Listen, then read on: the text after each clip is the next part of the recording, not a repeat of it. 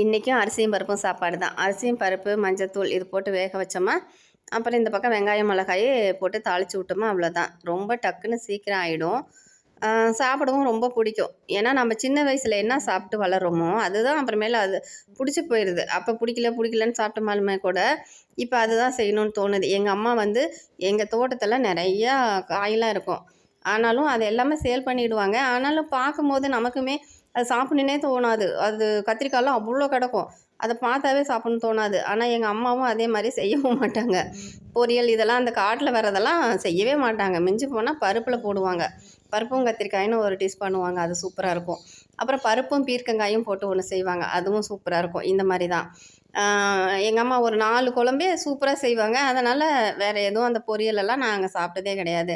அப்புறம் நானே கற்றுக்கும்போது தான் பொரியல் செஞ்சது. ஆனாலும் அதிகமாக அடிக்கடி பொரியல்லாம் செய்யவே மாட்டேன். ஏன்னா சாப்பிடவே பிடிக்காது. இந்த மாதிரி பருப்பு குழம்பு, பருப்பு சாதம் அந்த மாதிரியே.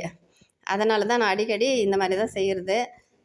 சாப்பாடு ரெடி ஆகி போச்சு. இனிமேல் போய் சாப்பிட வேண்டியது தான்.